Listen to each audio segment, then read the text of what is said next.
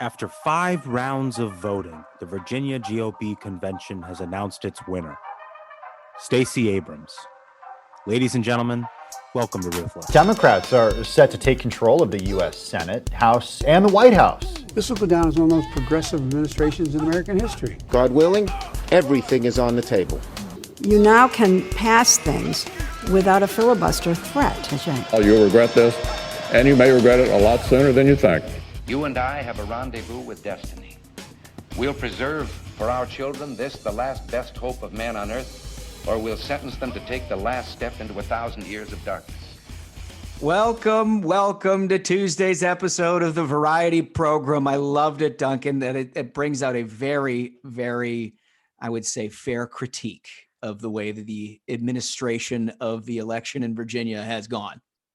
Not great. I'm really just curious how Stacey Abrams is going to balance her work as the governor of Georgia with also now being the governor. Yeah, we should clarify, especially to Stacey Abrams, that's a joke, because now she's not going to concede. She's absolutely not going to concede that race. Well, the long and the short of it is, it looks like Glenn Youngkin is going to be the nominee here. Yep, Glenn Youngkin won. Wasn't a typical primary. They called it an unassembled Virginia GOP convention with all these satellite voting locations. Basically, ranked choice process where they counted the votes round by round, eliminating the lowest vote getter, and then distributing the votes of the eliminated candidate based on their voters' next choice on the ballot. And this went on and on until there were only 2 candidates left. The final 2 nominees available were Glenn Youngkin and Pete Snyder. Just guess what program those 2 were on. Yeah, I mean, I think that's what this comes down to, is people are going to say elections come down to turnout and all this other bullshit. The fact is, folks, elections come down to who shows up on Ruthless. If you want to win that primary, you're going to show up here. If it's a gubernatorial race, Senate race in the midterm, heck, presidential, the road to the White House, the road to every elected office goes through Ruthless. That's the process now, folks. Well, we've never been shy about taking victory laps, but this one, I think we actually deserve a little bit of credit, because when we had Pete on and when we had Glenn on, nobody was interested in the Virginia gubernatorial race. Nobody. Yep. Right. Everybody was still kind of mired down in the middle of February and March, but we knew that this was going to be a big deal. And we thought that those 2 were the most talented candidates in a field of 4 or 5. And so we put them on the program, asked them some questions, the audience got to know them a little bit. And lo and behold, the cream rose to the top. And there was also a vote for AG and lieutenant governor as well. It was basically like a delegate process where you went through to register to be a delegate. Just very convoluted. Personally, I think they should just move to a primary. I mean, we're not exactly winning a ton of statewide races in Virginia. And so, I think maybe what would get the party more excited is having more people vote in our primaries. You got to get the people going. Let the people vote in the primary. It's just such a ridiculous process. I am not a fan of it. Well, speaking of processes, Smug, your hero, is in a lot of trouble. Bob Baffert has been banned from Churchill until further review. His horse, Medina Spirit, the winner of the Kentucky Derby, was a cheater. Well, I don't think that's cheating. Number one. I mean, so Trump had this great press release about it where he called the horse a junkie because they found its own. So number one, that's effing awesome. I love that characterization to begin with. Like, it took me a while to stop laughing. That was brilliant. Number 2, I say do it. We should shoot up these horses. Like, you go to your grocery store, that chicken you buy, beef, pork, you know what they're shot up with, man? Like, what those animals, they're like roided beyond belief. Like, you see this footage from chicken farms. It's like, a chicken is essentially just like breasts and thighs, like, it's an Instagram influencer of a chicken at this point. And we're mad that we can't, like, give a couple pills to the horse, be like, go get him. Unbelievable. Yeah. Hold on. Let him. We should enjoy the sport. If the horse can take it, shoot him up. Let's go. Just so we're clear, you've come out in favor of performance enhancing drugs on horses. Yeah. And likened them to chickens. Hey, listen, if you can shoot an animal up and get the results you want, that's exactly what we're here to do. You know, that the product is the horse that you're racing, the product is the chicken that you're eating. Got to do what you got to do. We could have like organic horse races, and it's like, okay, fine. You know, we've got open range horses or whatever you want to call them. Your take is, or we can have the real deal. We can have a sport where it's like, hey, you got to be in it to win it. Shout out Bob if it's true. Shout out Bob if it's not true. You know, I still think he's the best at the game. Wow. Or PETA is gonna cancel the shit out of you. Junkie horse, incredible, dude, incredible. All right. Well, over the weekend it was Mother's Day. I don't know about you fellas, but there was only a couple of occasions when I was able to jump online when I was sort of waiting for kids to get ready and the kind of thing, and I saw just an amazing amount of lib hate of Mother's Day. Are you picking this up? It's shameful, dude. So typically I like to spend holidays, you know, talking with like Mother's Day for me means you're spending the day pretty much talking to your mom, you know, enjoying the day that it's meant for. But of course you've got like left-wing Twitter. I got like I'm always inundated with DMs, but like I just had this mountain of DMs of like, can you believe how insane this is that they're attacking Liz Brunig, who, you know, ideologically she's left wing, I'm right wing, that's fine. But she was essentially just like, I'm happy to be a mother on Mother's Day, and just got attacked. Attacked. Like that's where we've gotten. That's Just what we've gotten. Garbage humanity. Just a garbage humanity. And like the whole thing, the premise apparently is she wrote an article that infuriated many, you know, folks on the left. The title of the article, folks, is I became a mother at 25. And I'm not sorry I didn't wait. Jeez. They attacked that. Outrage. Outrage. How dare you, ma'am? On Mother's Day. On Mother's Day, they attack her for this. Progressives are so broken, you know? I mean, imagine thinking that. First of all, imagine thinking that a proud mother is somebody worth attacking on Mother's Day. Yeah. It was like the examples that I was sent. You had that example, Duncan, right? That you found. What was the author? Jill Filipovich.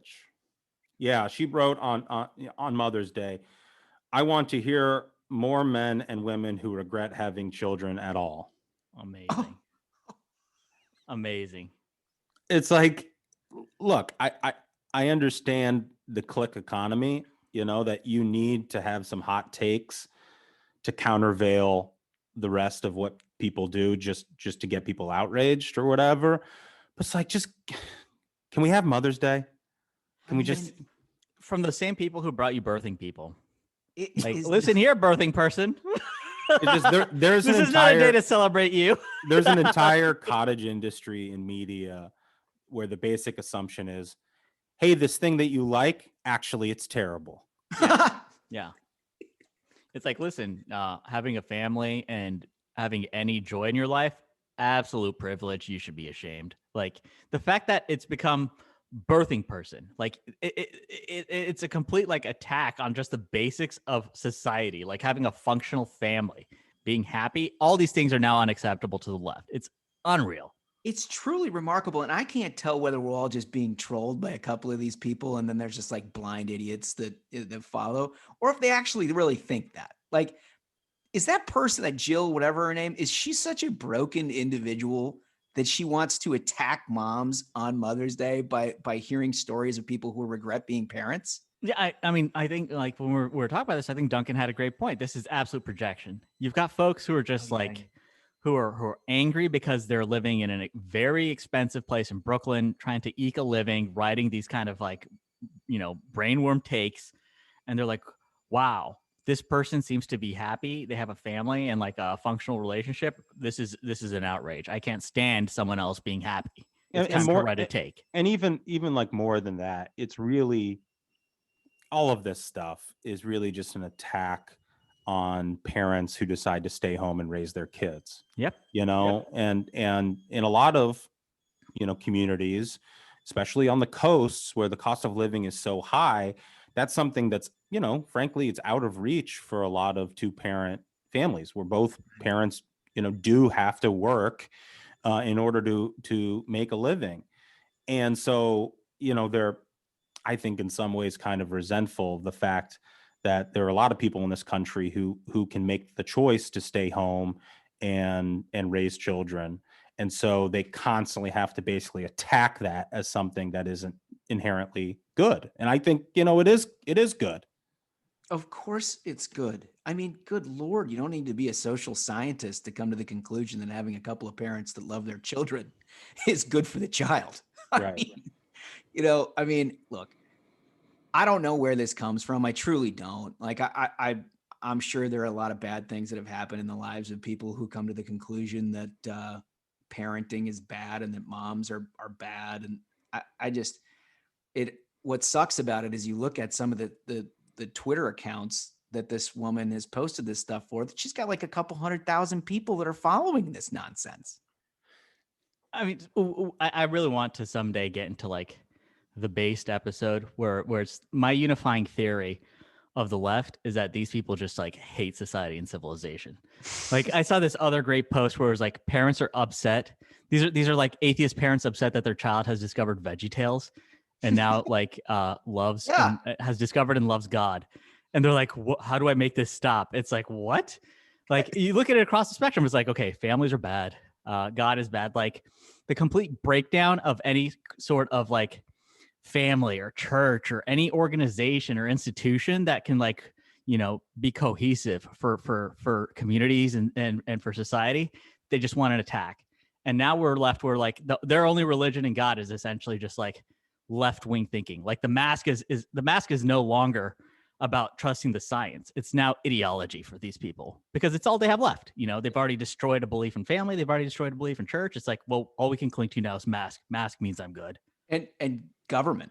Yeah, right. Totally. That's it. I mean, it's just like the altar of government, essentially what they've broken us down to. Well, anyway, it's all an outrage, but we'll move on. We got a lot of great feedback from Thursday's episode. Really appreciate it. We put some extra thought into it, tried to approach it with a, sort of a more thoughtful take than what we were seeing out in the media about the Liz Cheney situation, which this week apparently will come to a head on Wednesday, one way or another. Elise Stefanik is the endorsed challenger to try to take her place as the House Republican Conference chairman.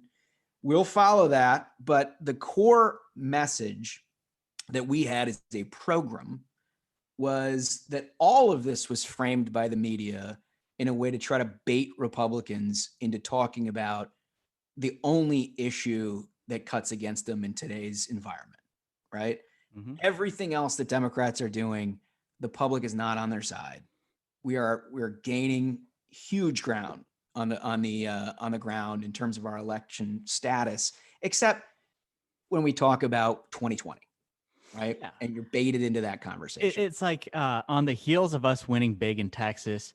I know Elena Plott just had this article that dropped in New York Magazine talking about how, okay, in the wake of last year's election, you're seeing Republicans just super energized, winning every race since.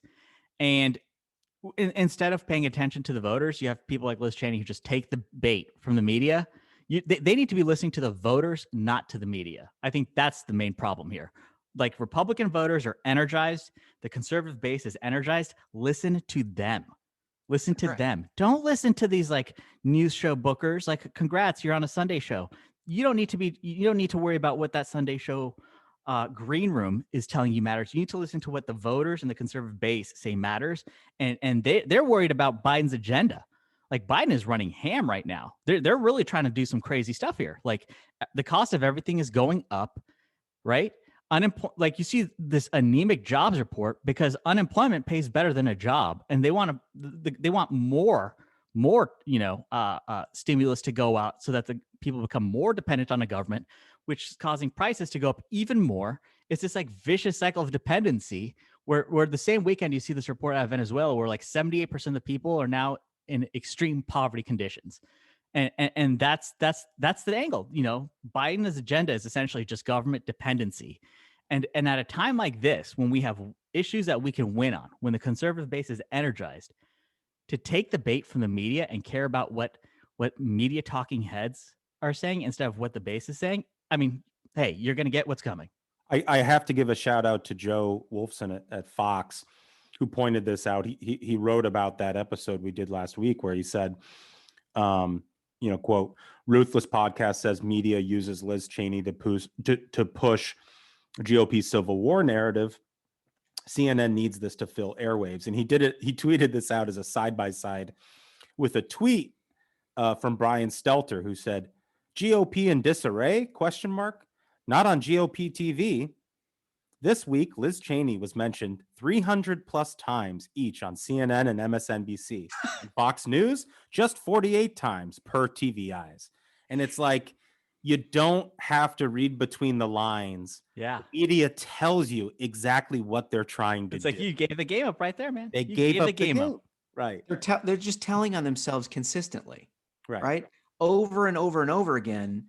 The framework for the Liz Cheney controversy is she's telling the truth about the election, right?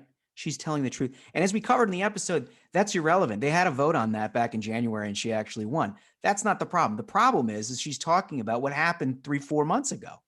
Nobody's interested in 3-4 months ago. We got to fight for our lives on our hands with $6 trillion of taxpayer money going up in smoke, inflation that is about to be through the roof, huge social engineering questions going on. If you're focused on what happened 90 days ago and not what's happening 90 days from now, I think the Republican Party is going to turn the page on you no matter who you are. Yep.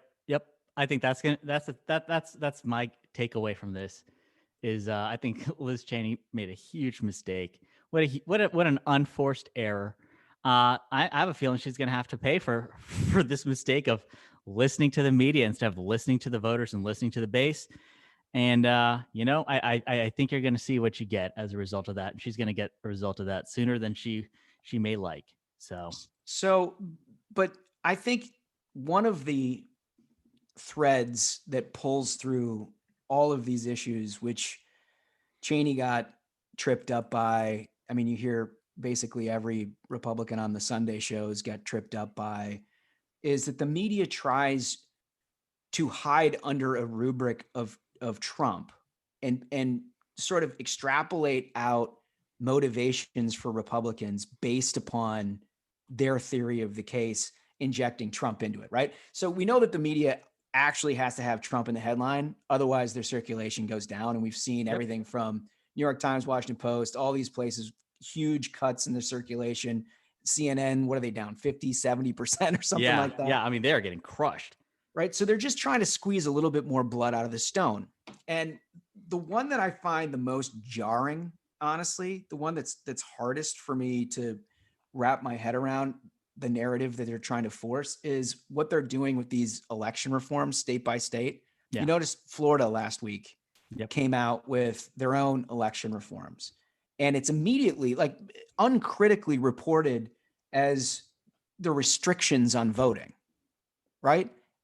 Same thing with Georgia. We see the same thing in Texas. Basically, every state that's doing any sort of legislating on voting, it's called a restriction uncritically without delving into the analysis at all.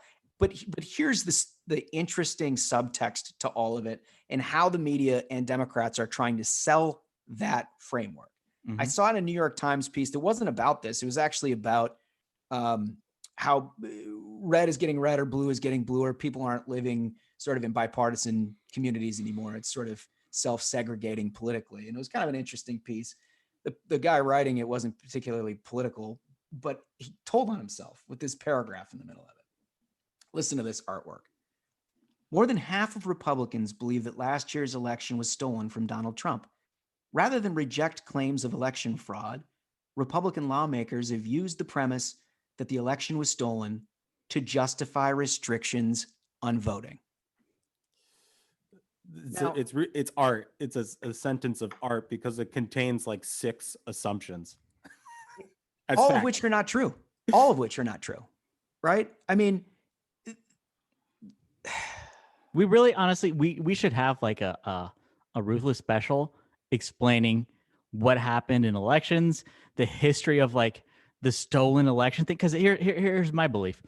The problem with last year's election is we had these like self-made kings of governors who decided to impose in the summer and the spring of 2020 these rules on how voting is going to happen and how long ballots are acceptable and how you can cure ballots and ballot harvesting and all these shenanigans.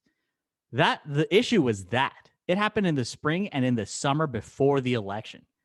And now Dems saw, oh yeah, ballot harvesting, ballot curing, that stuff is great. Even though the pandemic is ending, we got to keep this in place. So any change from them having these like governors, single-handedly rewriting the rules, they want to keep those in place.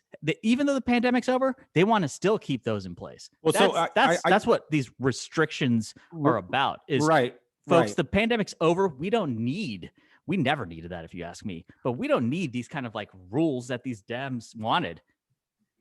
I feel like we've made a mistake. The Republican Party has made a mistake in just basically not fighting on that word restrictions as hard as we should have. Yep. And just sort of like accepting that as the narrative, that restrictions compared to what?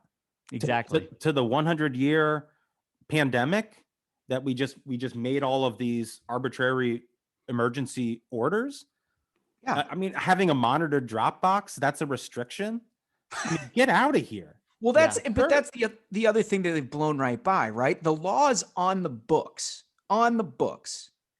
are much more restrictive than the laws that are passed in all these states, right? There was no provision for expanded early voting. Now there is, right?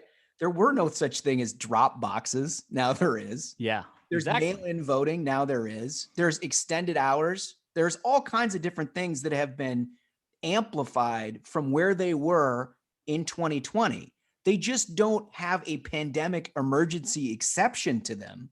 So therefore, they're called restrictions on voting.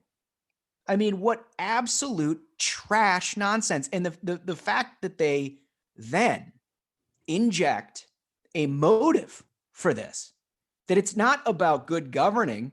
What it's about is a belief that the election was stolen and it was a fraud, which is why they're perpetrating this unjust new restriction on the American people. I mean, it's complete nonsense. Yeah, that's why I really want a full episode on this, because you look at what happened, where the Dems were at, where they're saying, oh my God, Bush stole the election in 2000. There's even conspiracy theorists on the left that say 2004 was also stolen.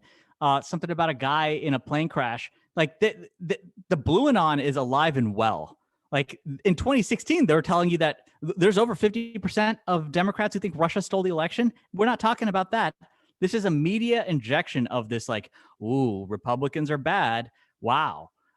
That letting them frame the argument as restrictions, when the fact is that all these states, it's going to be easier to vote in upcoming elections than it was when Barack Obama was elected in 2008 and reelected in 2012. That tells you what this is about. They want to keep all this like ballot harvesting, ballot curing, and all this stuff that these governors put into place during a pandemic forever.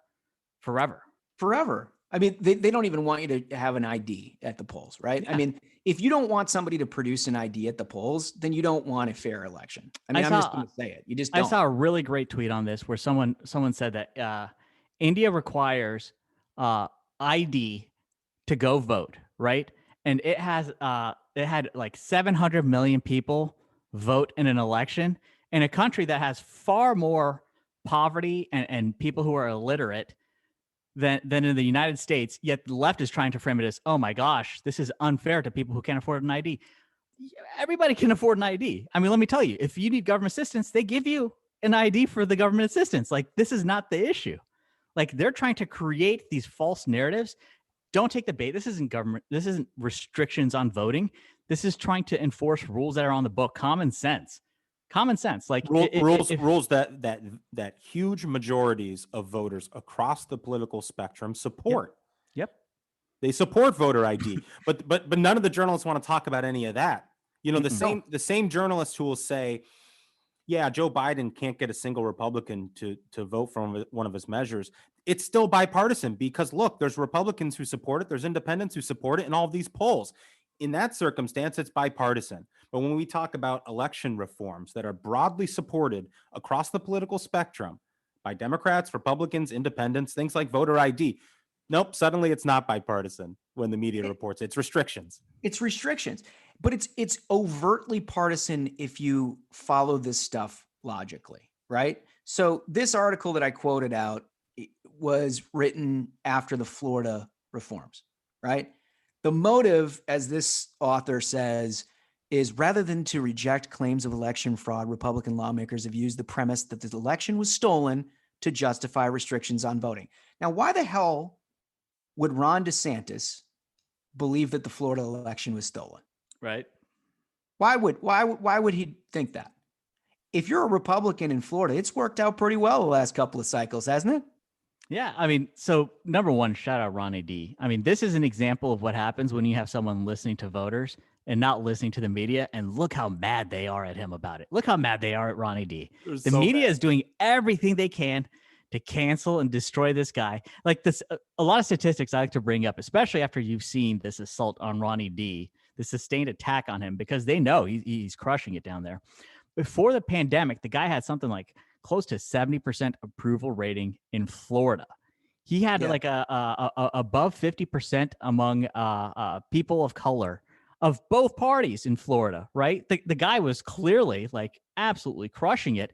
And now they're like, holy moly, we've got Biden, who's essentially just like, I mean, the guy is clearly not all there, in my opinion. Many people are saying, and Ronnie D listening to voters absolutely on every issue, he's listening to voters and he's delivering. And the media is like, okay, guys, this is it. We gotta focus in on him. It's so true. But contrast that. So he takes a rash now for quote unquote voting restrictions, which actually allowed far greater latitude for voting than was previously on the books, as we just mentioned. Yep. Compare and contrast that with Kentucky, where there's a Democratic governor that has much more significant voting restrictions that were put into place. And it's applauded as this like bipartisan victory.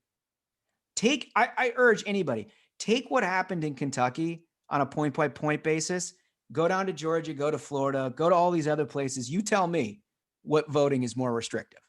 But one is a bipartisan pathway to expand access to the polls because it's a Democratic governor. And the other is a restriction on voting because it's a Republican governor. But in the end, what this is all about is actually happening this week, being marked up in the Senate, is an attempt to try to pass Democrats' H.R. 1. It's trying to have a federal takeover of all of these states so you can have ballot harvesting, no ID, rigged FEC, all these just absolute nonsense Democratic proposals that they've had for decades in one big package that they can point at these states and be like, they're restricting voting. We need federal government help now. Yep. It's people watch this stuff, man. It's not enough to ignore it. You can't get caught up in taking the bait and have a debate about whether or not this is about Trump or 2020. It's not. If you ever want to win an election again, plug in because it's happening. And so to get to on Ronnie D specifically, Matt Whitlock, if you don't follow him, it's Matt Diz Whitlock on Twitter. Great guy. He had an amazing thread calling out all this BS where you see CNN says Florida Governor Ron DeSantis signs a restrictive voting bill into law. Axios, just in at an event banning access for all local media except Fox News, Florida Governor Ron DeSantis signed a controversial election law and posted sweeping new restrictions on voting. Then you had New York Times breaking news. Florida passed a host of voting limits in one of America's most critical battlegrounds. And then you have Washington Post, Florida Governor Ron DeSantis signs new voting restrictions. The talking points went out. All those are arguing that the bill restricts mail-in voting. That's not true. It requires voters to request a mail-in ballot. That's not hard. Folks. It requires voters to use an ID to request ballots. Again, that's overwhelmingly popular in every poll you will ever see. And they're calling this restrictive. They're calling that restrictive. It's incredible. It's just pure fiction writing, right? And they're still going to have drop boxes. Like that's another lie that they're like, oh my God, all these drop boxes are being taken away. Number one, the drop boxes weren't there before the pandemic, but they're still going to have drop boxes available. And they're like, oh, this is still restrictive. It's insane. Don't take the bait on that. When you vote by mail, and you get your ballot, and they say you have to go to a drop box. Do you know what a drop box actually is? It's a freaking mailbox. Yeah. It's a mailbox. You can stick it in your mailbox and put the flag up. That's all the access problem you need. Solved, guys. Solved. And that's the thing is, number one, they know, because this is their click economy. They know folks aren't going to go into the fine print. So they can say essentially whatever the talking points that the Dems feed them. They're like, oh, this is restrictive. Okay. Like you see the use of the same word over and over again. They're like restrictive, restrictive, restrictive. That's how we're going to roll with it. None of them say Florida's going to have increased, voter and ballot access than before the pandemic. Totally. That's the fact. That's the fact. That's the fact. Listen, there's a lot of crazy stuff. I saw this one too, turning the page a little bit. There is an AP piece that I noticed that said new White House panel aims to separate science and politics. I thought, oh boy. Yeah, here we go. Oh boy. Anytime somebody says that they're separating politics from something, you know that they're doing the exact opposite. Perfect. That's the exact tell. So this thing says, this is literally the AP lead. I'm not making this up. Eager to turn the page on the Trump years, the Biden White House is launching an effort to unearth past problems with the politicization of science within the government and tighten scientific integrity rules for the future. These are the people that changed the CDC school guidelines because they talked to the teachers unions. Yeah. Oh yeah. That's not politicalization of science at all. The CDC, say that again. The CDC. The CDC, the Center for Disease Control, changed its guidelines for school reopenings after talking to the teachers unions.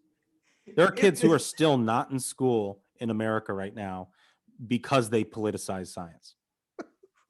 And the harm on them is immeasurable. They're telling people that you got to wear 2 masks outside, but no, you know what? It's the science. It was like when Duncan was over in my place, we're watching Tucker, and they showed this video from a track meet where this what was she, a high school athlete or something? I think she'd already been vaccinated. They're having her wear a mask while she's outside running this track meet, and she straight collapses. She collapsed at the finish line. Yeah. Insane. Like the CDC, until they get forced to backtrack, they're like, well, I mean, once you're vaccinated and you're outside, folks, this isn't rocket science. But still, it's like I said, it's become the new religion for the left is the mask. Like you see all the tweets that they're like, I'm still wearing my mask even though I'm vaccinated and outside, just so people won't think I'm a Republican. Okay, that's exactly what I mean by like politicization of science. And then you like Biden when he wore his mask outside to tell people the CDC guidance that you don't have to wear a mask outside when you're having a vaccine, and he doesn't know why. He was like, so that I wouldn't wear a mask when I go back inside. And everyone's like, what are you talking about? Like. That's not a stutter. It's just something's wrong upstairs.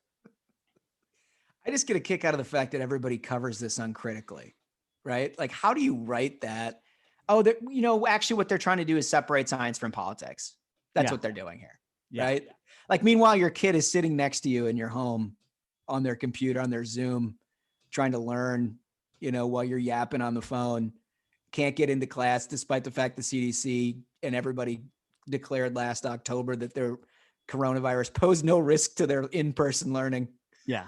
Oh yeah, no, it's I guess they just have a greater appreciation of science. And I mean, it's really heartbreaking that like this is coming from the Associated Press, which was supposed to be like the gold standard of unbiased, straight up news. There's a direct quote that said, "There's little doubt that the American death toll from COVID-19 was far higher than it needed to be, and that the administration's early unwillingness to take the issue seriously, to listen to and act on the advice of experts, and to communicate clearly contributed substantively to that death toll." Actually, folks, the death toll was far less because of Operation Warp Speed that told the experts, we're going to accomplish something by getting the vaccine made here. Look at the comparison to what's happening in Europe. You know why Europe is still a mess? Because they tried taking the approach that the Dems wanted of being like, okay, we will just create a socialized marketplace and we'll be able to just buy the vaccine. No, now they're fighting over it. Like Germany is a mess right now. Like the most industrialized with their stuff together country over there is an absolute mess getting a vaccine. I'm glad you brought that up, Smug. I saw, this is sort of one of those back burner issues that people haven't really been paying attention to, but the Biden administration announced that they were going to basically give away the intellectual property of these vaccines last week. Mhm. And the underlying, I mean, the motive of it is that they don't want pharmaceutical companies basically to have intellectual property, period, right? They want the government to own all of this stuff. And so the fact that some of these private companies have actually had R&D that couldn't be funded through the National Institutes of Health have prompted their concern about just sort of taking it, Mhm. right? But the funny thing is what you mentioned, when it comes to the coronavirus, because America had a free market system set up Yep. with the pharmaceutical companies, forever what you think of pharmaceutical companies, right?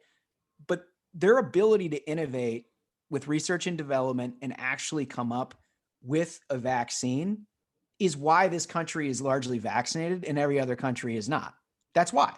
So Trump's approach was so brilliant, so brilliant. The guy was never going to get credit for this.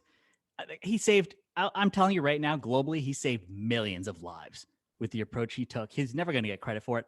Like it's almost like if you need to get a patio made on your house, what are you going to do? You're gonna look up a bunch of contractors.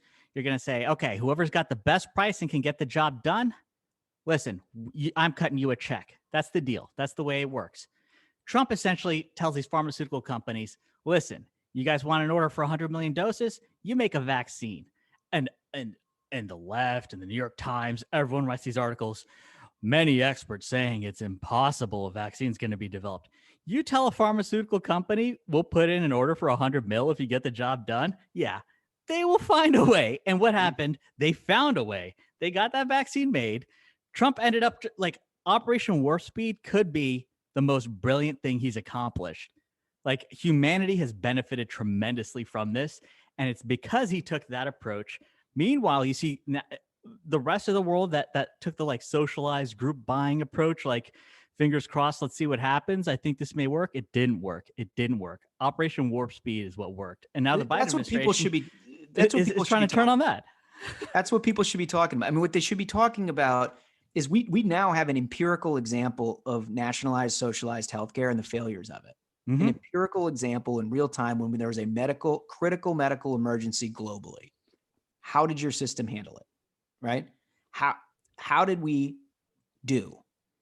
In the end, you've got a bunch of people vaccinated in the United States of America, and we have a choice of whether we can get the vaccine or not. Many people have chosen to get the vaccine. I think that's a good idea, but we had that choice. Yeah, I mean- I noticed the people that believe in Medicare for all and doing away with private insurance and private health care, we're fine getting in line and taking one of these American pharmaceutical companies' vaccines. Where's AOC's vaccine from Cuba? Did she take the Cuban Right. vaccine Yeah. or did she take one of the American ones? I'm just curious, since in their eyes, our system's such a failure. Yeah. What about the Chinese vaccine? How many people signed up for that one? Man, there are some horror stories about that one. Let me tell you. And the There's Russian some horror vaccine? stories. I mean, you know what? I actually heard that the Russian one is decent. Well, I don't think you'd hear anything else. Would I mean, you? I'm not going to take it, but hey, You many think people they have tell said you it. if it was bad? Yeah, right. But Get I'll an arm growing out of the middle of their forehead and be like, no, it's great. Everybody loves it. Have another vodka.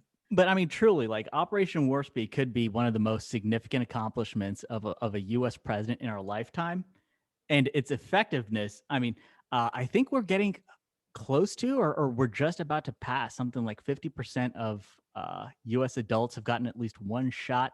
We're Yeah. nearing apparently the number in Israel when they hit like 60% of people vaccinated. They noticed that coronavirus cases just like fell off a cliff. That was the magic number. Like we might not even have to hit like the 75% some people were kicking around. So I mean, and plus I have a feeling that a lot of cases of coronavirus were unreported, like people didn't show the symptoms or whatever necessarily, and they already have that kind of immunity to it. So I have we're about to turn the page on this, and Trump isn't going to get any of the credit that he deserves. Yeah. Well, no, I mean, in fact, the opposite. Now you got Joe Biden taking credit for it. Isn't that And nuts? it's so funny is, we there was this jobs report that came out Yeah. last week, which was absolutely horrendous. And one of let's the get big, into that. one of the big pushbacks was, well, look at all these jobs we created in the first quarter. And it's like, well, you didn't really create those jobs that have come back are because of two things. Number one, you shut down the American economy for COVID, and now that we're starting to reopen this country, the governors like Abbott in Texas, who you said were Neanderthals, Joe Biden, you called them Right. Neanderthals for opening back up at 100%. They're creating the jobs. Number one. Number two, you wouldn't have any of these jobs if it wasn't for Donald Trump and those 3 vaccines. Yep. And again, to contrast, you had Kamala who said, I refuse. I'm very skeptical about taking a vaccine that's been created under the Trump administration. And now they're trying to steal credit. Like, look at these people. Shameless people. This like absolute bear of a jobs report comes out where on CNBC, when they read it, they're like, is this number right? Is this missing a 0? That's it. Turns out, folks, that if the government tries to create these policies to incentivize choosing unemployment over working, people will choose unemployment. I mean, they're making a rational decision here. Like, if they can make more money by not working than working, they're not going to work. And so you have tons of small businesses across this country. I saw a guy on the news who I think he runs a restaurant, and he told friends, he told family, he told his employees, he was like, listen, if you can find me more people who can work at this restaurant, I'll give him $1,000 signing bonus. He got 0 applicants. Because now in this moment when small businesses can't get people to work who are trying to those who are fortunate enough to survive this pandemic can't find people to work. And what is the idea that the Dems and the Biden administration is presenting? Maybe we should number one, tax those businesses more. And number two, you had so Stephanie Rule from MSNBC puts out this tweet where, I mean, shout out to all the minions who tagged this for me, because this is quite the take.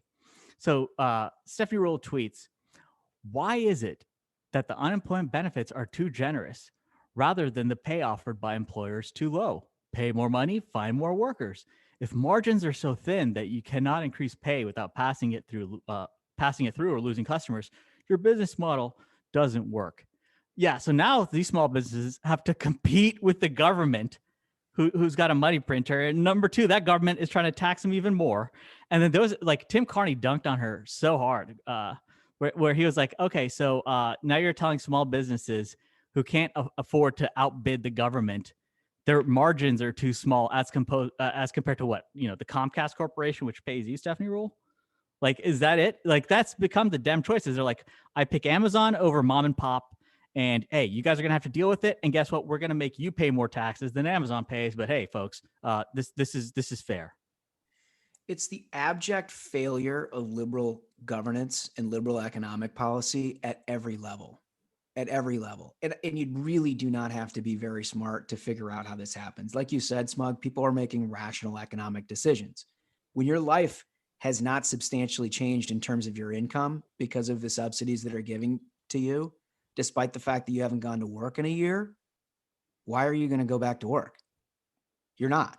I mean, that's just, and that's not saying anything about the motives or the intentions of the people who have chosen not to go to work. But here's the other thing that get me about Stephanie Rule and liberals who are just blind to how business works. Apparently, they're so insulated that they haven't been to a small business or haven't talked to somebody who's in a middle lower income bracket, or don't associate with anybody outside of this like metropolitan elitist multimillionaire club. Because if you do talk to any of these people, they'll tell you exactly what's happening, right? I'll go to my dry cleaner, or I'll go down the street to the hardware store, or any of the restaurants that are in my neighborhood, and you'll talk to them. You'll say, hey, I noticed there's a sign out front that says $500 if you fill out an application to work here. I mean, you have to be blind not to see what's happening. We are paying people not to work, and the economy is suffering as a result. And these employers are not going to be around forever. You're right. The Amazons, the Googles, the Facebooks, they're fine. They're not going to have a problem. But your hardware store, they have a real problem. And that's the other icing on the cake for the Stephanie Rule take is before she was on MSNBC, she actually worked in finance doing sales for credit derivatives, I think at Credit Suisse. So it's like, yep, she has no idea. No clue. Just to put a finer point on it. It's like, why can't mom and pops just trade credit derivatives? For our listeners, this jobs report showed that 266,000 jobs were created in April, a figure that shocked many on Wall Street. They had been estimating about 1 million jobs, which is a big failure.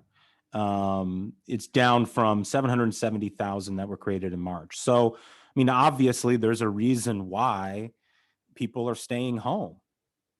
I mean, this is the thing I really want to get into is Bidenomics. You're seeing Bidenomics, the Biden economy, right in front of your eyes. You're pumping trillions of dollars into stimulus, into what would be a rip-roaring economy. And I'm not going to pretend like I know what's going to happen next, folks. But I think you see right in front of you, people don't want to go back to work because they're getting checks to not go to work. You've got higher prices, and the way that the media is presenting this, number one, they tried just straight up denying it. Like, yeah, you're lying eyes when you go to a grocery store, when you go to a hardware store.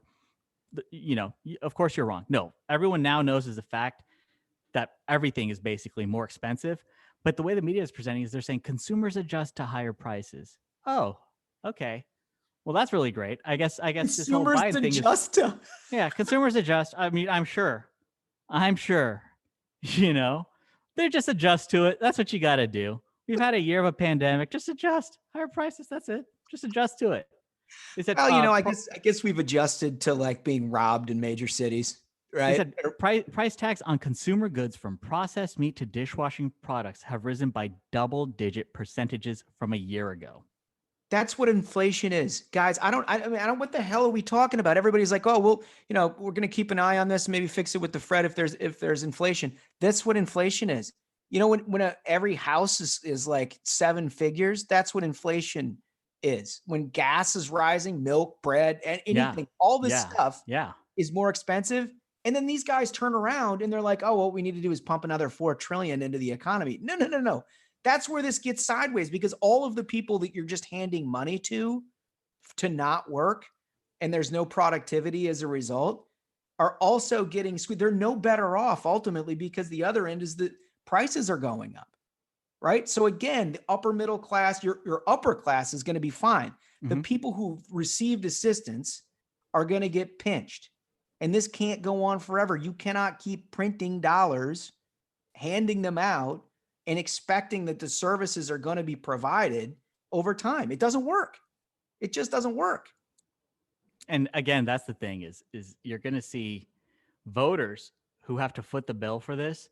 They see their prices are going up. They see cost of living is going up. They see the government essentially ignoring them.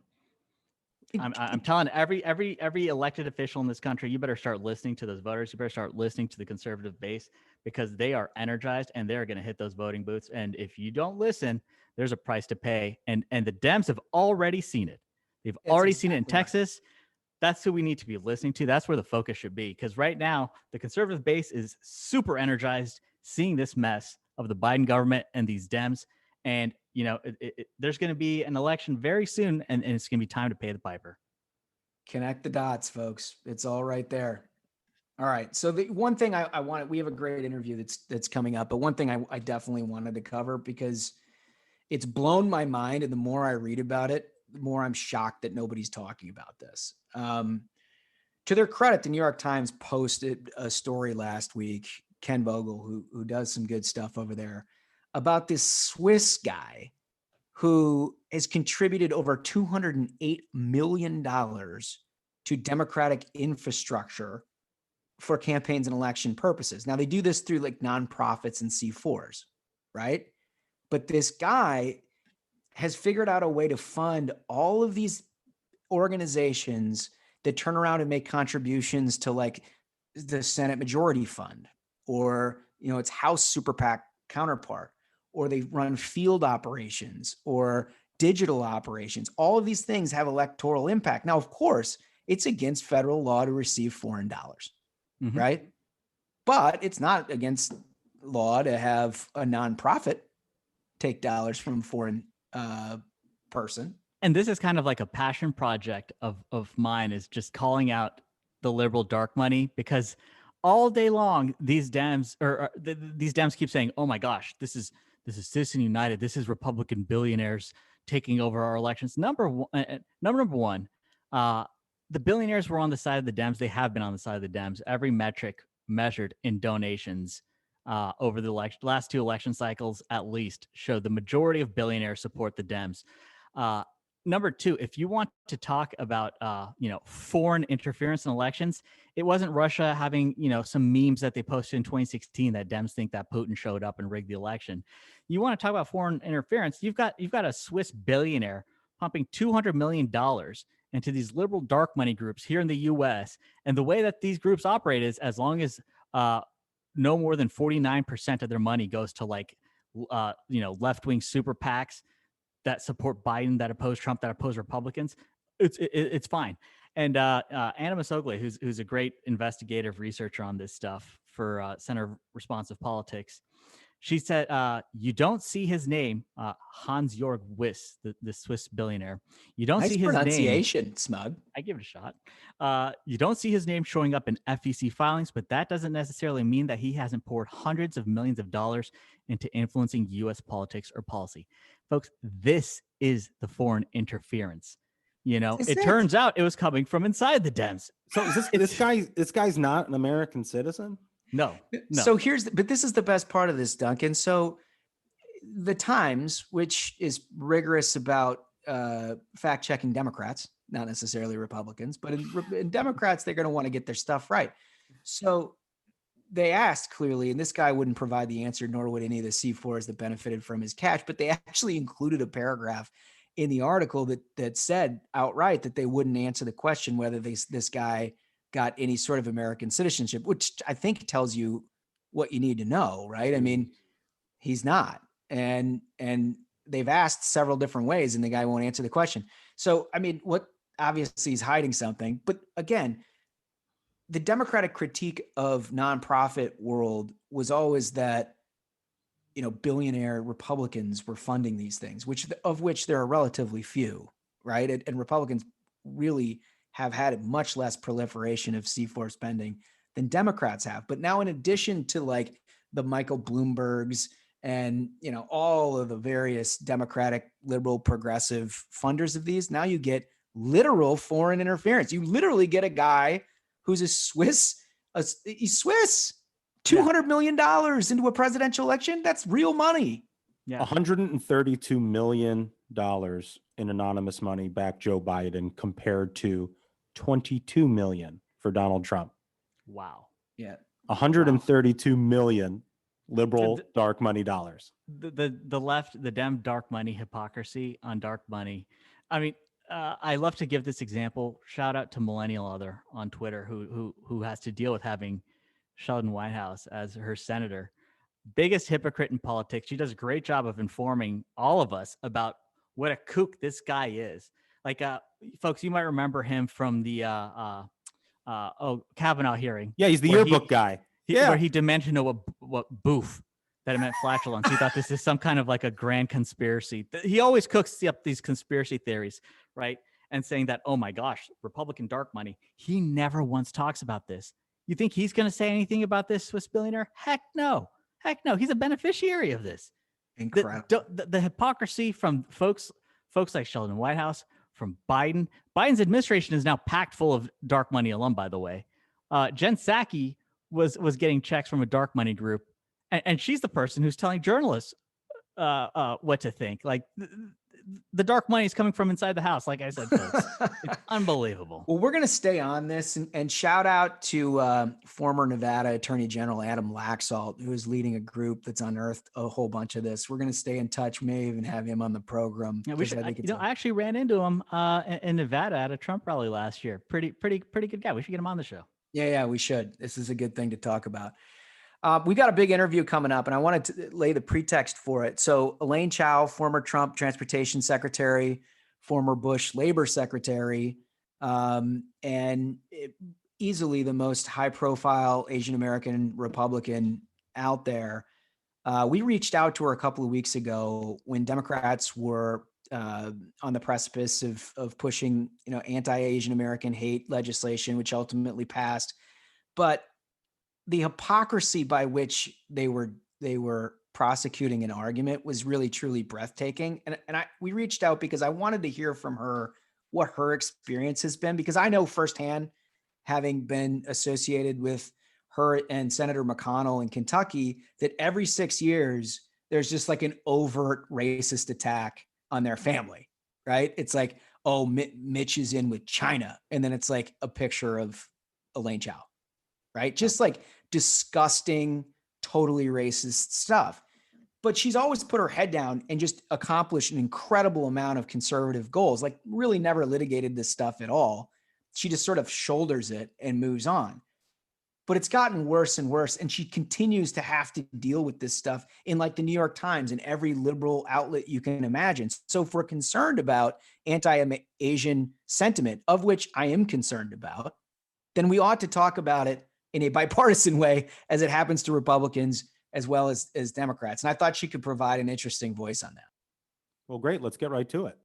I want to welcome to the program somebody who's near and dear to my heart, and somebody who has been like family to me for the last 10, 15 years, former Secretary of Transportation, Elaine Chao. Welcome to the program. Thank you. You also forgot former Secretary of Labor. I know. I actually know labor statistics. Well, I wanted to get into that because Okay. you've got a very substantive role at the Department of Labor, and it's a really conservative one that I wanted to get into. But I wanted to start with something a little bit more personal, because I've found over the years, having been close to you, that everybody wants to talk about your job and wants to talk about, you're climbing the ladder. They make presuppositions about who you are and what sort of you stand for, but nobody really stops to ask you your story. Right? Nobody says, what's your family story? You've got an incredible one. And I just wanted to give you the opportunity to share it. Well, I'm an immigrant to this country. I came at the age of 8. My father had arrived 3 years earlier. He was not able to bring my mother and my 2 sisters to America because he didn't have the money nor the documentation. And so my mother was then 7 months pregnant when he left for America. Wow. And it was an incredible demonstration of their faith in the promise of America, that he would leave and not know when the family would ever be reunited. So I came aboard a freighter because that was the only passage that my father could afford. And the journey took 37 days. From Taiwan, Taipei to Kaohsiung, and then from Kaohsiung to, Tokyo Bay across the Pacific Ocean. And we arrived, on a warm, hot summer day. And I still remember how special it was to sail into New York Harbor and see the Statue of Liberty. That's amazing. So do you remember the trip at all? I mean, I can't imagine as a parent how you can convince your young child that this is going to be fun in the hull of a freighter. Well, I think, looking back now as an adult, I just think it's so frightening that my mother was the only adult female on that ship with 3 little children. And yet, we were buoyed by the thought of being reunited with my father. And even though I didn't have very much memory of him because he left when I was so young, we knew that was a happy event. So my father did not see his 3rd daughter until she was 3 years old. Wow. And we lived in a small 1-bedroom apartment. And the initial years are very difficult. I mean, things we take for granted. I didn't know what a barbecue was. I didn't know what picnics were. And we had our first Halloween and we thought we were being robbed. So people showed up at our front door and, they kept on knocking on our door. We didn't have any friends. We didn't have any family. Who was knocking at our door? We open it up and there'll be all these little pint-sized monsters. And they'd be thrusting these empty bags in our faces, chanting this indecipherable chant because we didn't speak English. We thought we were being robbed, so we would give them the only thing we had, which was slices of bread, which they, of course, promptly refused and declined. So after that, we just shut the door, turned out the lights, and sat in silence and also in darkness until my father came home. I have from never work. heard that story. That is fantastic. You actually were trick or treated and terrified. Absolutely. And then trying to learn English. You know, I think this commercial is still on. This is at a time when we're trying to learn spelling. Why is relief spelled ROLAIDS? Cannot understand that. And then we had great, respect for our relatives. And then we would go on these picnics. We would hear about picnics. And then we would hear about these terrible things that people would say about their relatives, these aunts, how pesky they were and how they wanted to get rid of them. Couldn't understand that either. Just total culture shock in every way. I bet. Total culture shock. And then how do you make grilled cheese sandwiches without having the cheese fall between the grates? So we learned, but it was through the efforts. It was through, the kindness of neighbors and newly made friends that we learned about America. And my father and my mother, to their credit, every weekend after a long week's work, in which my father held 3 jobs, they would take us throughout all over New York City. That's where we were living. Mm-hmm. And to all the free sites. We would go to the free museums, the free botanical gardens, and beaches, Empire State Building, whatever was free. Empire State Building, yeah, that was free at the time too. And so we would go and see America. That's how we got acquainted with our new country. I mean, it's just amazing. And the thing about your family is just so impressive, because everybody who came here under the circumstances you just described hit the ground and immediately got to work. I mean, everyone in your family is just an incredible success. It's an amazing. We're Asian Americans. That's how we were kind of programmed. Overachievers. But I think our whole family journey is characterized by love. It's a love story between my parents of 2 young people who under ordinary circumstances in China would never have been able to meet, because she came from a very wealthy, prominent family. He came from a small farming village of 10 families. It was only because of the Chinese Civil War that threw society into total upheaval, and 2 young people were able to meet, like American youngsters would. So my mother's family came from Nanjing, from Anhui province, and they were, trying to get to the cities where there was safety and security. And then that's where she enrolled in a high school outside of Shanghai. And my father, who was a big man on campus at college, came back, and they were introduced through mutual friends. Now, that seems okay with us. Yeah. But in the old days in China, that is totally verboten. But again, it was a breakdown of society that they were able to meet. So they were rule breakers from the beginning. Yeah, so theirs was a love match. My father looked for my mother for 2 years. Now, how many guys can say that they gave up memories of anybody else or affections of anybody else and looked for their soulmate for 2 years? That's a commitment. That's a commitment. So he finally found her, because at that time, the island was, received about 2.5 million people over 18 months. There was a dearth of jobs, of housing, of food even. And my father finally found her. And my mother said that she liked him because, of course, he was very diligent, but also because in those days when people dated, they dated after a meal. And he would come in the morning and feed her 3 meals, breakfast, lunch, and dinner, and then send her home. He was trying to he was trying to make a good impression. And so, so they got married, and he who was bereft of any support now found himself with the love of this beautiful young woman who believed that he can do anything he wanted. And with her help, he subsequently became the youngest sea captain at the age of 29. But sea life was hard. It took him away months at a time out of the year from the family. So they decided that they had to find a better way to be together. And so he took a national examination, scored #1, broke all the records. And because of that achievement, he was able to go abroad to study. And where do you think they wanted to go? America, of course. Right. They never met anybody from America. They'd never been to America. I don't think my mother even saw white people. But they wanted to go to America. And at that time, they couldn't because my father, rounding out the story, he didn't have the money to bring us and he didn't have the documentation. Yeah. So he went first. It was very difficult, I'm sure, for my mother, a young woman in her late 20s, I can imagine. pregnant with 2 kids.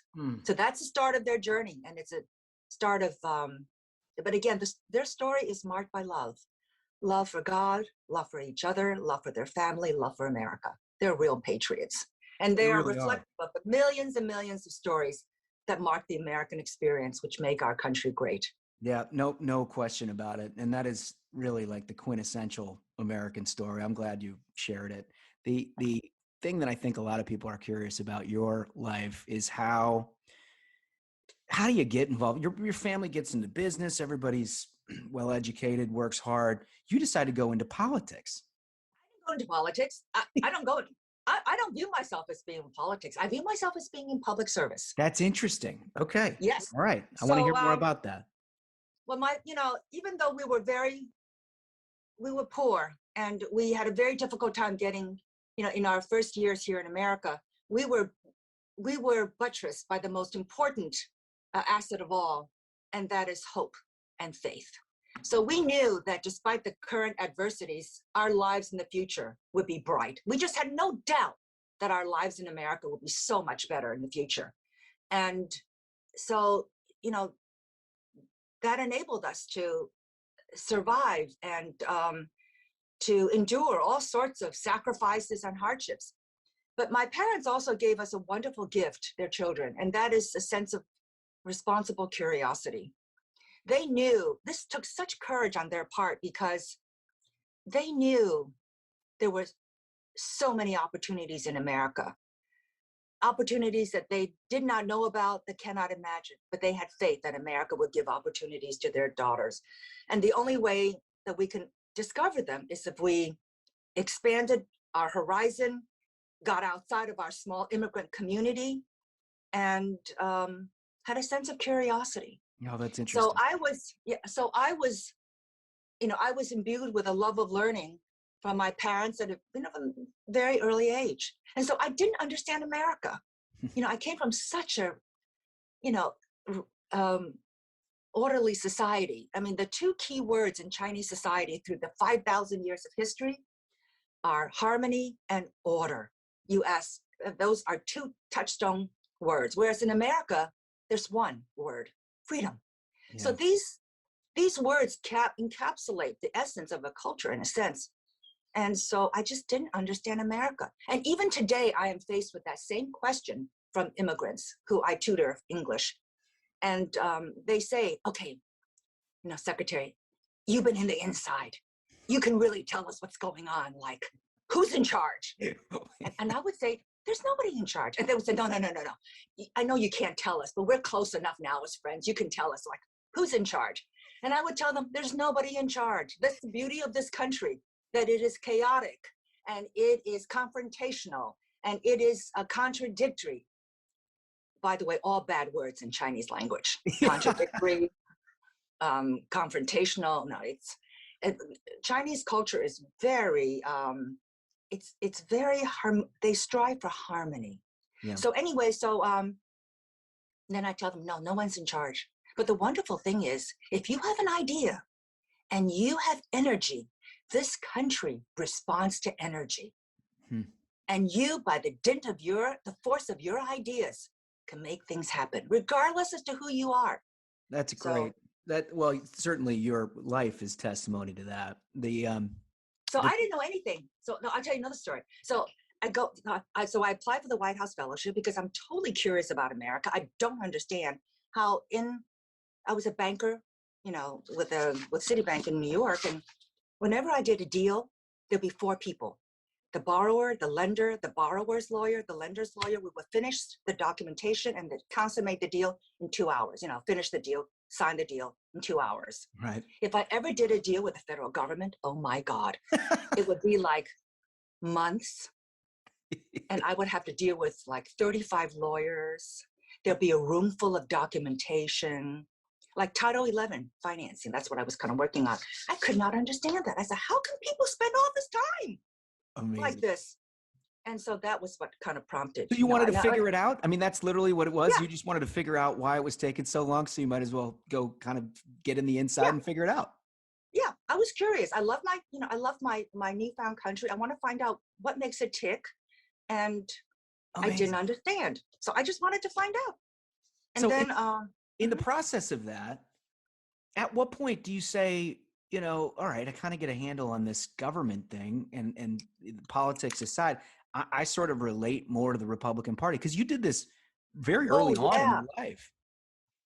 I was so naive. I was a White House, I applied for the White House fellowship. There were 54,000, like applications and whatever. I get selected. And I go into a meeting with this guy. He's obviously a lobbyist, but I didn't know what that meant. So he's pitching his spiel to me. And halfway through, I am shocked and I blurt out, "Oh my God, you want to change the law?" Like to most people, to people outside of Washington, laws are to be obeyed, to be complied with. I mean, what is this? You're going to change the law? I love that. That is just so wonderful. And so how I became like right of center Republican, because I was put on research. I was asked to do research for one of President Ronald Reagan's speeches. So I'm researching, I'm reading his inaugural speech, I'm reading his first State of the Union speech, and a light bulb goes off. And it's like, oh my gosh, I actually believe all this. Because I've been kind of trying to find a home, because I was living in New York and I so disagreed with what was happening there. But also the Republican Party was different than the Republican Party, for example, of California. So as I was reading, President Reagan's 4 principles about government, monetary stability, that's stability, monetary policy, peace through strength, less regulations, smaller government. Those were pretty simple principles, which as a non-career appointee in the federal government was actually very effective, because you cannot micromanage the whole federal government. Yeah. And you have to give principles that are easily understood to your quote unquote troops so that they can implement on a daily basis. And so President Ronald Reagan was terrific at that. Yeah, I was just going to say, do you think that was some of the secret to his success in keeping broad principles and having everybody on the team sort of adhere to these pillars that he believed in? Absolutely. Absolutely. Well, it certainly converted you. Yes. But that's part of President Reagan's legacy as well. He converted lots of other people, blue collar Democrats, for example, and so many others who were not in our lane. He was able to entice. So he really did revolutionize our country. Yeah. Oh, it's just an amazing story. And I remember seeing the pictures of you at conventions. And I mean, the thing. And I always brought my family. You did? Because I did. Because that was, and I brought friends. Because when I was working my way up, I never said this very much. It was very lonely. I was the only Asian American basically at the White House at the time. Well, that's what I wanted to ask you about, because the one thing that stood out in all of those convention pictures is you were literally the only Asian person in a crowd of thousands. And did you internalize any of that? I did not let it discourage me. In fact, I saw it as more of an, encouragement. Yeah. That I wish more people who are outside mainstream America could see more of what goes on, in their government, and how much the government in many ways cares. Not the government, but people in the government cares about governing correctly. Yeah. And that people may have different views of America, but by and large, I think most people, most office holders and officials, they want to do the right thing. Yeah. Well, so as your career progresses and you meet your husband and you're sort of thrust into this. Yes. And I did not want to be seen in public with him. I didn't want to be dating a politician. Wait. No, let's get. I'm not going to let that slide. Let's get to the heart of that. Well, I didn't want to be a groupie. I had my own career, and I had my own name, and I didn't want people to interpret me in a different way if they saw me with him. Yeah. Oh, I mean, it makes perfect sense. And interestingly enough, even when I was Secretary of Labor, very seldom was it ever mentioned that I was married to Mitch McConnell. A lot of people actually did not realize that I was married to Mitch McConnell. And now, when I was Secretary of Transportation, it seems that whenever they mention, the media mentions my name, they automatically put in parentheses and spout wife of Senate Majority Leader at that time, Mitch McConnell. Yeah. I noticed that. There was a big difference between when I first started working for Leader McConnell and how press reported your career and how they reported your career in the Trump administration, right? It was an amazing thing to sort of, for me to observe because, we're supposed to be in like this Me Too era where women's careers are supported and enthusiastically encouraged. And yet here we are 10 years removed from your previous cabinet appointment, and it's covered in the most misogynistic way possible. I gotta believe that was just because you were in the Trump administration. I think so too. And I'm not a victim. I don't attribute, I don't blame other people, but No, you don't. It's No. to your own detriment. You never talk about this stuff because you're always shouldering the load. You're the toughest person I know, but it's true. This is an objectively true thing. Absolutely. And I think there's fault to go all around, but the media bias very clearly from the very beginning was very, very harsh. But I believe in public service because I've been a beneficiary of the wonderful opportunities and freedoms of this country. We would not be where we are. And if conservatives do not engage in the battlefield of ideas and serve, we will relinquish our responsibility and we will relinquish our responsibility to help shape our country. I think that's very important. So that's why when I was Secretary of Labor and Secretary of Transportation, I put a great deal of stock on mentoring and fostering the next generation of leaders for government in future administrations. You did, and that's what I was referring to at the beginning when I wanted to talk about your Department of Labor days, because it's a little known fact, but the way that this works is administrations of either party are sort of the incubators of the next generation of leadership. Absolutely. And they always are, whether you're in communications, whether you're in law, wherever you are. And your stewardship of the Department of Labor, I think, is very unique, and there should be a standalone magazine piece on this, in that you hired more Federalist Society lawyers at DOL than they had at DOJ. No, actually, DOJ was first, DOL was the second. We had a law firm. Department of Labor is a very powerful secretary, and everything is concentrated in the office of the secretary.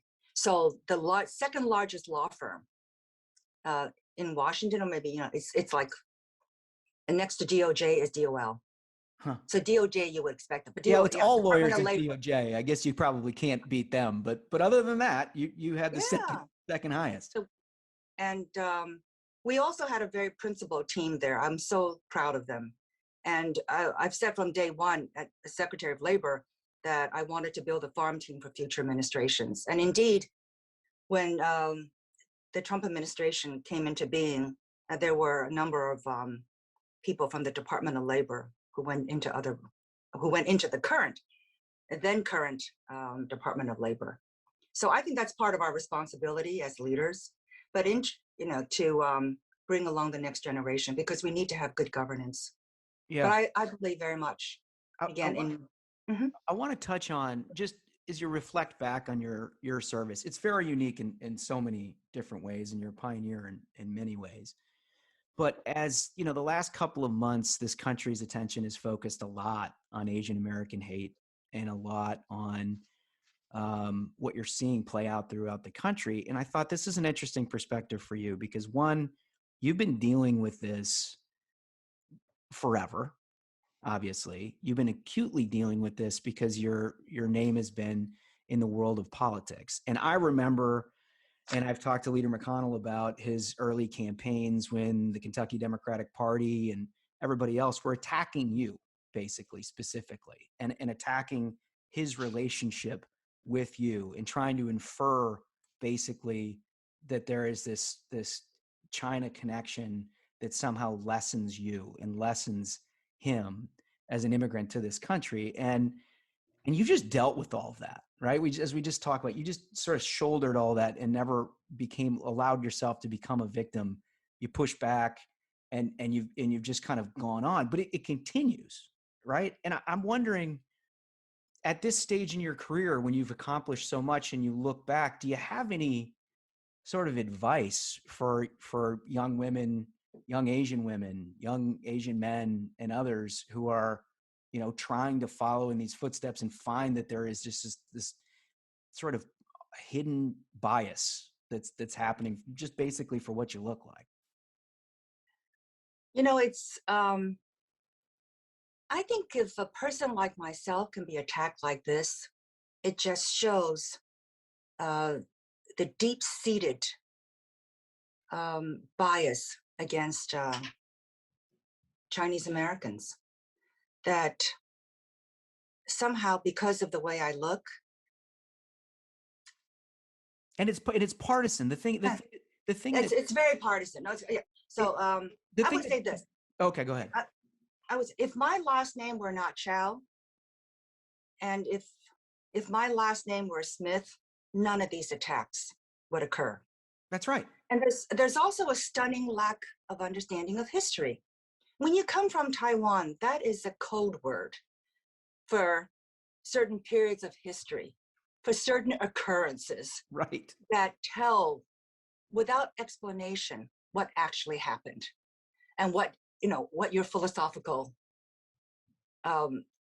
core is. So I think our political discourse has become so virulent, and I think it's really important.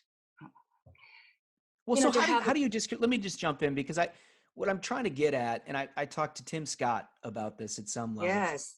And what I'm trying to get at, as a Republican, a prominent Republican Asian American, you don't seem to fit under the protected class that the media is concerned about, right? We have all of this expressed concern and legislation and everything else about the anti-Asian American bias that's happening throughout the country, which is very real. And yet at the same time, the New York Times prints a several thousand-word story about you entitled, quote unquote, "A Bridge to China." And they also published this on June 3rd, 2019, which is the 30th anniversary of Tiananmen Square. I mean, it's just incredible. We are Americans. There is no linkage to the old country.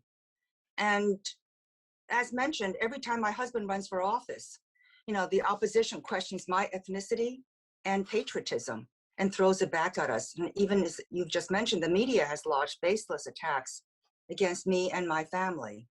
I have firsthand experience with media bias. Unfortunately, I think it's become an ironclad law of politics that Republicans are criticized in a way that Democrats aren't. Yeah. It undercuts media credibility, at a time when people are really reaching and searching for reliable sources of information. And I think the media's bias has played an outsized role in the decline of trust in our society. Mm-hmm. I mean, a recent poll showed nearly 60% of people think that news organizations are more interested in pushing an ideology rather than informing the public. Yeah. Yeah. And I think people of color take this criticism, take these attacks even more intensely. When I first married, when Mitch and I got married, for example, people asked me, what is it like to be in a mixed marriage? And I thought, well, it must be because, he's white, I'm Asian American. No, that's not what they meant at all. They said, what is it like for him to be a Republican and for you to be a Democrat? Oh my gosh. What is that marriage like? So they naturally assume by looking at this face that I belong to them. I've never heard you say that before. That is really unbelievable. They thought because I'm a person of color, I must think like them. And then they find out with great surprise that I'm actually quite conservative. Yeah. Yeah. Well, listen, So, you've been a role model to a whole lot of people, and I know you're going to keep up the good work on that. I do want to answer you, get an answer from you on current discussion about this infrastructure situation, because I mean, you're in charge of this for 4 years and you're working on things like self-driving cars. And then you get Pete Buttigieg all of a sudden talking about choo-choo trains. I got to imagine you have a perspective on what they're talking about with infrastructure and the infrastructure that you've presided over. I mean, what are these guys, it seems to me, are missing the boat. Yeah, I think the issues can be distilled down to two major questions. One is, what should we fund? What is considered infrastructure? What is the role of the federal government in infrastructure investments? And what's the balance between funding rural versus urban projects? That's number one. Number two, how do we pay for the infrastructure spendings? Does it need to be all deficit spending? Or can we allow the private sector to help in financing some of these projects? Allow the private sector to participate. And the current infrastructure proposal being discussed does not allow the private sector to participate. And, it's all deficit funding. And as your audience has heard many, many times, there seems to be a very expansive definition of infrastructure in this administration's infrastructure bill. Yes. Only 5%, 6% is traditionally the traditional definition of infrastructure, roads, bridges, ports, whatever. If you actually include broadband, electric vehicles, if you expand a little bit more, or more like futuristic transportation inequities, throw that in there, and you transportation resilience, throw that in there, you only come up with 30% of the total bill. That can be, even in the most generously described way, as funding infrastructure. So the larger issue is that what is the role of the federal government in playing in all of this? And then also, how is the divide going to be in resources between rural and urban areas? Yeah, right. And that seems to be something that you focused on quite a bit, because it seems like every Democratic administration, I mean, they're talking about like racist roads, right? And which is, God, I mean, rural America has been neglected, forgotten, and ignored. And yet 44% of urban dwellers travel on rural roads. And the predominance of bridges in serious need of repairs is in rural America. And then rural America experiences a disproportionately high rate of fatalities and accidents. So from just a safety point of view, we need to be paying more attention to rural infrastructure, or at least parity, equity. I come from rural America, Kentucky. We're not looking for a handout. We're just looking for our fair share of federal resources. And in the Obama administration, for example, 80% of discretionary grants went to urban America. Is that right? I didn't know that. Absolutely. And let me give you another example that currently exists now about the disparity. So look at Amtrak. Now, we know that I love Amtrak. I mean, I take the Excella from Washington to, to New York to see my dad and my family. But the current budget for Amtrak is $1 billion, okay? $1 billion. And this new proposal is going to increase the budget to $80 billion. That's insane. How do you even do that? I don't even understand how you can. So what they say, supposedly, and again, I'm not criticizing, but I'm just saying these are the questions that need to be asked. So how is this $80 billion going to be used? And it is said, the administration says that this $80 billion will be used to build out rail service in long distance routes in the rest of the country. Now, if that is indeed the case, long distance service has never been profitable. So if Amtrak is going to be building up its long distance service, then does it mean that this $80 billion is not a one-time event, but a multi-year event, probably unto perpetuity, because long distance rail loses money all the time, and it is continuously subsidized. What I think is more likely to happen is that this $80 billion will be used by Amtrak's Northeast Corridor, that's between Washington and Boston, and improvements to the 9 projects called Gateway projects around New York and New Jersey. That includes the Hudson Tunnel, Penn Station, Sawtooth Bridge, Portal Bridge South. I mean, basically, these are, you throw in East River Tunnel, that's about $40 billion. Now, the cost estimates are not totally accurate because some of them are uncosted, and the cost escalation continues. In 2009, the cost for the Hudson Tunnel was $7 billion. It is now likely to cost between $12 and $15 billion. And with the cost escalation, this administration is not doing anything to shorten the permitting process. So let's say with the funding. So that's about like 50% of the $80 billion is going to go to New York and New Jersey. Yeah. And then after that, it's going to go to Maryland, because there are 2 major Maryland projects that are right along the Amtrak Northeast Corridor. That's a BMP tunnel and Susquehanna Bridge. That's probably another $5-10 billion, although the BMP tunnel has not yet been costed, but it's going to be multi-billion dollars. Then you've got Virginia. You've got the Union Station project to Richmond.